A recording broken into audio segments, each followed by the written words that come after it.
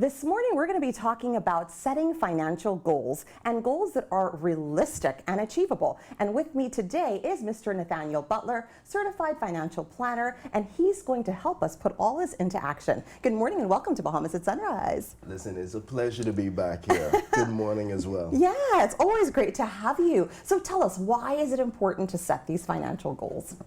Listen, if you want to really make most out of life, you have to set goals. Yeah. Not even financial, just goals in general.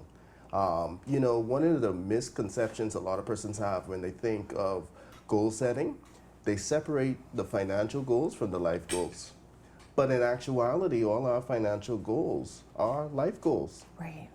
And really, financial goals, in a sense, is just the cost component or the time component of a life goal. Right.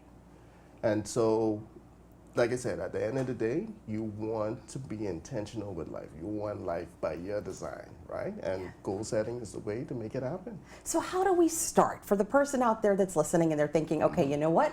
It's already January, Yes. it's almost February. Yes. I need to begin setting those goals. How do we start? What do we do? What do we need? I'll be honest with you, before we get into the affirmations and the dream boards and all of these wonderful things, the first thing we need is the truth. Where are we? Where are we in our health? Where are we in our finances? Where are we at a job? Where are we in our business? Once we tell ourselves the truth on whether we have surplus or deficits, now we're in a position to map out what we want to see happen. And once we map out what we want to see happen, now we just have to be intentional what those steps are and the time frame it takes to get to where we want to be. Right. And I think once persons have those things are in alignment, then we add the vision board and the affirmation and the accountability circle. Right. And then you'll find that it becomes extremely easy to achieve it. Yeah. January tends to be, I guess, historically a slower month, right? I mean, in most economies, that's how it is. Yes. People are done with Christmas, all the spending, all the shopping, all the parties, and now things get a bit slower. People are not spending as much. So for individuals that, maybe financially they're thinking, okay, you know what, it's January. Yeah. I need to set these goals, but things are a little bit slow. Yeah. How can we motivate them to still be very intentional about setting these goals? Well, I think this is the perfect time. This is the perfect time because when, the challenge that we have is that when we set financial goals, we usually try to set them when we have the resources in hand. And by that time, you're caught up with whatever your behaviors or your habits are. And sometimes they may not be working in the same direction as your financial goals, right? So when there is a slow period, now we have that moment to take a step back, take a breather, really look at how we want the year to play itself out, and now put aside or maybe put ourselves in a position where we can increase, do whatever it takes to make sure that we hit those financial targets every single month or every quarter, however you have it designed. Yeah. So what about that individual, though, that's struggling, that's thinking, I make X amount of money, I'm making minimum wage, my bills are all the way up here, they're just trying to keep themselves above water. How do they, at the end of the day, set financial goals? It almost seems like it's impossible, right? I agree. I hear so you. what do they do? And to be honest with you, a lot of people are in that position. Yeah. But there is hope. And the hope is life comes down to value. The more valuable you make yourself to society, the more you'll find that you will have a financial increase. But not only that, that's just one step. Yeah. You still need to also put in place certain levels of discipline, right? Because what you don't want to go is from minimum wage into a higher income, and now your expenditure also jumps or increase where you're experiencing lifestyle inflation. Right. Yeah, that's so important. What do you think are some of the mistakes that people tend to make when they're setting these goals? I think sometimes, and it comes right back to the point on the truth. I think sometimes that we don't take the truth into consideration. Right. So we create too short of a time frame, or we don't take into consideration our habits, what may need to change, or even sometimes having the level of accountability needed to help us or support us in this journey. Yeah. I think once we look at one of those three areas and we make sure that there's a level of alignment in one of those three areas, yeah, man, goal setting, whatever the goal is, it will become achievable. Yeah, and when someone sits down to look at their finances and set these goals, how does that actually work? Like, walk us through the steps. So I know that I'm making X amount of money. It might be minimum wage. What then do I need to do? Well, like I said, you know where you want to go.